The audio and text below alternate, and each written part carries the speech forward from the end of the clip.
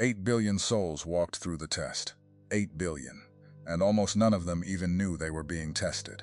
They lived their normal lives. They got up. They went to work. They scrolled their phones. They argued with their spouses about the dishwasher. And the whole time, heaven was watching. Heaven was measuring.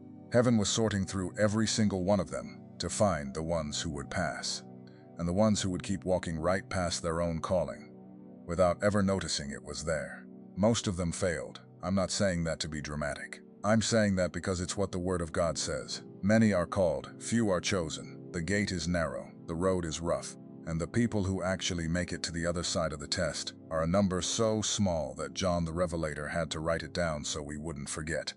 144,000. And here's what I want you to understand before I go one word further. If you are watching this video right now, the odds are higher than you think that you're one of them. Not because you're better than anybody else, not because you earned it, but because something inside of you has been stirring for a long time. And that stirring is the proof that the test was applied to you, and you didn't fail.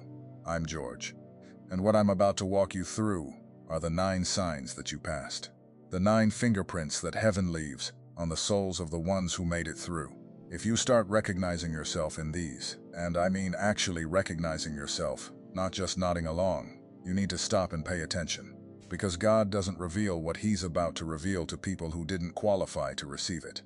Stay with me to the end. Don't click away when it gets uncomfortable, because there's a moment in this video that's going to feel like I'm reading your mail. And if you're not subscribed yet, fix that right now. Hit the bell. I don't want you missing what comes next on this channel, not when you're this close. Before I name the first one, I have to say this. I'm not pulling these signs out of the air. I've watched them play out in the lives of people I've prayed with for years. I've watched them play out in my own life, and there were stretches where I had no idea I was being tested at all. That's the cruel part. The test doesn't come with a label on it. There's no voice from heaven that says today is the day, today is the moment. It just comes in disguise, as an ordinary Tuesday, as a phone call you weren't expecting, as a long, slow grief that nobody in your life takes seriously, and you walk through it not knowing what's at stake. That's the only way heaven can find out who you really are, by hiding the test inside the ordinary, and watching what you do when nobody's watching. The first sign is the silence. The long, brutal silence you went through that nobody around you understood. Think about Joseph, sold by his own brothers, thrown in a pit, sold again into slavery, falsely accused, locked up in a prison cell in a country that wasn't even his, and nobody, not one person, was coming to rescue him. He sat in that cell for years, while his gift rotted in the dark, and his brothers got on with their lives like nothing ever happened. That was the test. And if you've lived through a season like that, a stretch of years, where you felt forgotten, where your prayers seemed to bounce off the ceiling, where everyone around you was moving forward, and you were standing still, that was your Joseph season. The chosen ones all go through it. Some of you went through it in your 20s. Some of you went through it last year. Some of you are still in it right now as I'm speaking to you. The silence is the test, and the fact that you didn't curse God and walk away, even when you wanted to, even when you almost did, that's the proof you passed. The ones who failed left the faith during their silence. The ones who passed stayed, bruised, confused, angry sometimes, but still there, still showing up, still whispering His name even when He felt a million miles away. The second sign is the wilderness, that long stretch of your life where nothing worked. Moses had 80 years, 40 in Pharaoh's palace, learning what power looks like, 40 in the desert, learning what humility feels like. And only then, did God show up in the burning bush and give him his real assignment. Most of the chosen ones I've talked to have had a wilderness, a decade or more where it felt like everything they touched fell apart. The career didn't work, the marriage didn't work, the plan they had for their life didn't work. They watched other people pass them by, get promoted, build their dream lives, while they sat in the sand wondering what they did wrong. You didn't do anything wrong. You were being unmade. You were being stripped of every false thing you thought you needed, so that when God finally called you to the burning bush, there'd be nothing left in you but Him. 8 billion souls would have walked away from that wilderness. You stayed, and now you're ready for what comes next. The third sign is the lions, the people, the situations, the spiritual attacks that should have eaten you alive but didn't. Daniel got thrown in a den of lions for refusing to bow. He didn't fight. He didn't beg. He just kept praying like he always did. knowing full well what was waiting for him. And when he came out the next morning, untouched, the king himself had to admit that there was a God in heaven who shut the mouths of the beasts that wanted to devour him. You have been in that den. You know exactly what I'm talking about. There was a season, maybe more than one, where the attack against you was so vicious that anyone watching from the outside would have bet against you. The depression should have taken you out. The addiction should have ended you. The betrayal should have broken something inside you that couldn't be put back together. The diagnosis should have written the end of your story. It didn't. You walked out of that den. The people who saw you walk out had to ask themselves what kind of God protects somebody like that. The lions were the test. The fact that you're still here is the answer. And here's what most people don't understand about the lions. The point of the den was never just survival. The point was witness. Daniel didn't survive the lions so he could go home and forget about it. He survived so that a pagan king would write a decree across an entire empire, saying that the God of Daniel is the living God. Your survival was never just for you. It was for the people who needed to see what God can do with somebody the world had already counted out. Every time you walked out of a den, somebody was watching. And the story of how you walked out is part of what God is going to use to set somebody else free. The fourth sign is the misfit feeling. The deep, lifelong sense that you never quite belonged anywhere. David was the youngest, the forgotten one. When the prophet Samuel came to anoint a king from Jesse's sons, nobody even bothered to call David in from the field. He was so overlooked that his own father didn't think to mention him, and he was the one. Out of all of them, he was the one heaven had picked. If you have spent your whole life feeling like the odd one out, the kid in the family nobody understood, the coworker who never quite fit in, the person at the church who could feel things the others couldn't feel. That's not a personality flaw. That's the mark. The chosen ones are almost always the ones who feel like they were dropped into the wrong family, the wrong town, the wrong century. Because in a way they were. They were dropped into this world for a reason that the world around them was never designed to recognize. The fifth sign is the loss. The thing you lost that, looking back, you realize you were never supposed to keep. Job lost everything. His children, his wealth, his health, his reputation. His wife told him to curse God and die. His friends came to comfort him and ended up accusing him of secret sin. And in the middle of all that loss, Job said the words that became the anthem of every chosen one who ever lived. Though he slay me, yet will I trust him. You lost something. Maybe a person. Maybe a job. Maybe a version of yourself that you really liked. Maybe a dream you spent 20 years building. And in the aftermath, when you finally stopped crying long enough to look around, you realized something strange. You were still here. God was still here. And somehow, deep underneath all the wreckage, there was a peace that didn't make any sense. That peace was the proof. The peace that passes understanding. Only shows up in people who pass something they didn't even know they were being asked to walk through. Now I need to stop right here. Because if you've been nodding along to these first 5, if your throat is tight, if your eyes are wet, if something in your chest is responding to what I've been saying, I need to talk to you for a minute about what comes next. God does not move things without purpose. If this message reached you today, there was a reason before you ever clicked. The secret protocol carries the 7 keys that reveal what was deposited in you before your birth, and what the Spirit is beginning to awaken in this exact season. The full audiobook is included to walk with you in your quiet moments, and the awakening map as a bonus, unveiling the 5 stages of spiritual awakening, where you have been, where you are, and what is coming. Link pinned in the first comment. But divine windows do not stay open indefinitely. I'm telling you about this not as a sales pitch. I'm telling you because the chosen ones who pass the test, the ones who recognize themselves in these signs, almost always reach a moment where they say to God, okay, I made it through. Now what? Now what do I do with what you put in me? Now what does this calling actually look like? The 7 keys are the answer to that question. They were built for the moment you're standing in right now, where the silence is starting to lift, and you need a real, practical roadmap for what comes next. The audiobook means you can take it with you everywhere. Into the car, into the kitchen, into the late nights when you can't sleep. And the awakening map is going to put your finger on the exact stage you're in.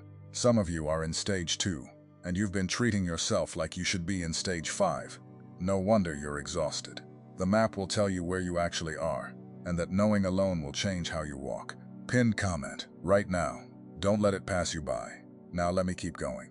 There are 4 signs left. and they're the ones most people miss. The sixth sign is the rooms. The rooms you walked into where suddenly everything shifted. Esther didn't ask to be queen. She was a Jewish orphan being raised by her cousin in a foreign empire. And one day the king's officers came through and took her. She didn't have a say. She didn't audition. She didn't strategize her way into the palace. She was placed there.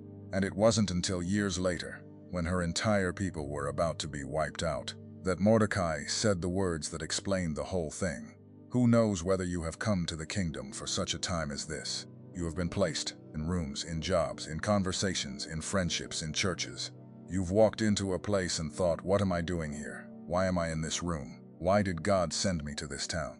And then later, sometimes years later, you realized you were sent there to say one specific thing to one specific person at one specific moment. And if you hadn't been there, that person might still be in their pit today.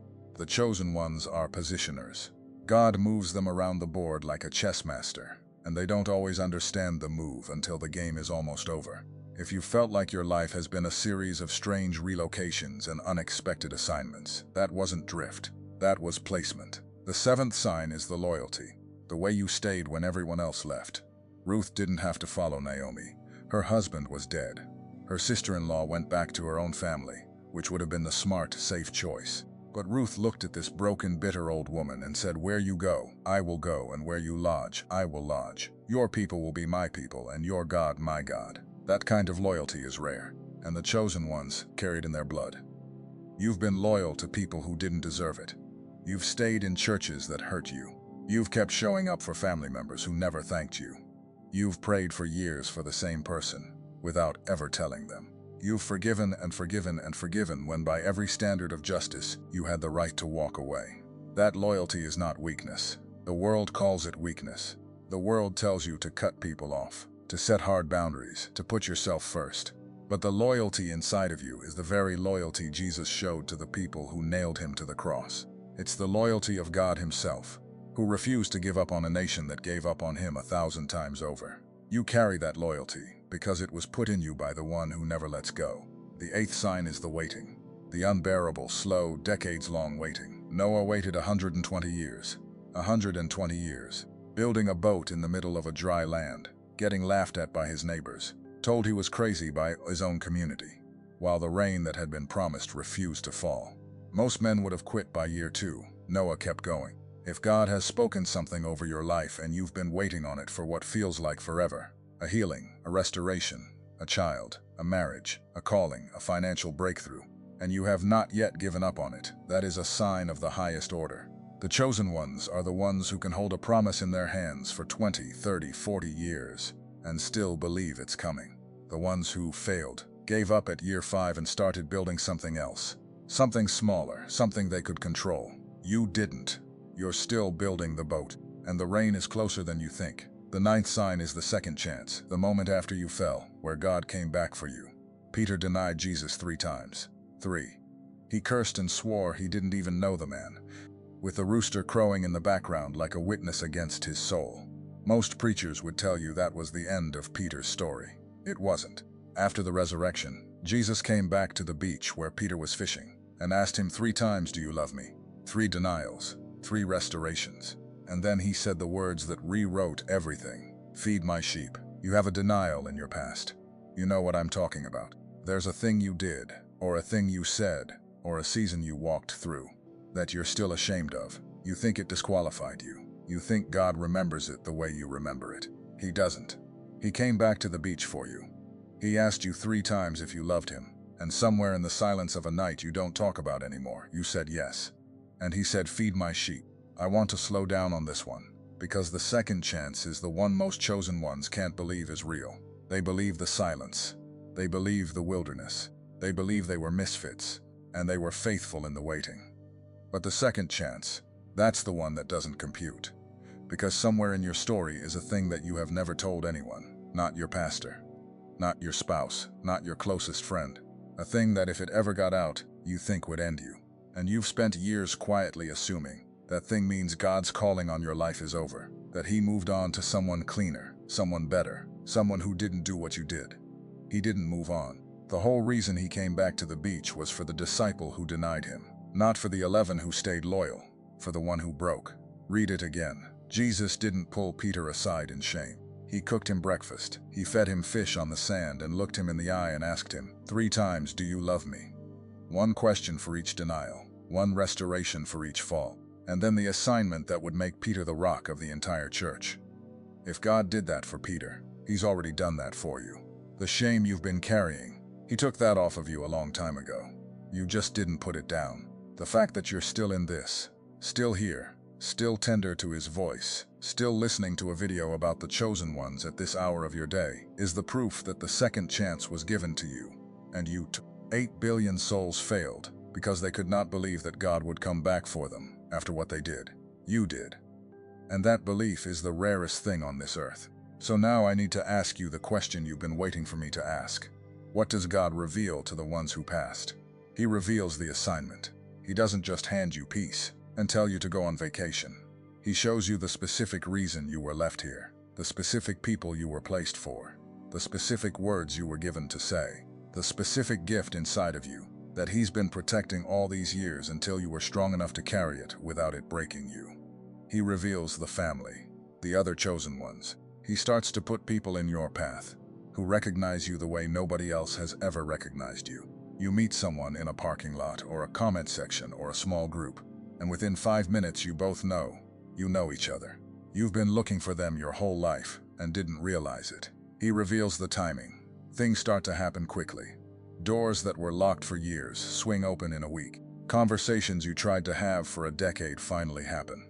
The promise you've been waiting on starts to show up in ways you can almost touch. The waiting isn't gone, but the season has shifted.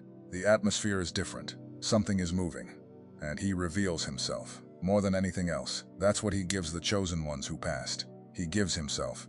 He pulls back the veil and shows you who He really is. Not the watered-down Sunday school version, but the real, raw, unbearable, beautiful God who has been with you in every room, every silence, every den, every wilderness. The God who never left. The God who was watching you pass the test you didn't know you were taking. You passed. I'm telling you, I believe you passed. The fact that this video found you, the fact that you've stayed with me this long, the fact that your spirit has been confirming these signs as I've named them. That's not random. That's heaven leaning down and whispering, yes, yes, this is the one. Now I want you to do something for me before you go. Out of these 9 signs, the silence, the wilderness, the lions, the misfit feeling, the loss, the rooms, the loyalty, the waiting, the second chance, which one shook you the most? Which one made you stop and feel something you weren't expecting to feel? Write it in the comments. Just the number, just the name of the sign, and 1 sentence about why it hit. Just one. Because someone else is going to scroll down and read your sentence and realize they're not alone in their sign either. That's how the 144,000 find each other. 1 comment at a time. Subscribe if you haven't yet. Hit the bell. Share this with the person who's been on your mind the whole time I've been talking. They're on your mind for a reason, and the link to the secret protocol is pinned in the first comment. Go now. Before the window closes, I'll see what God does in you next.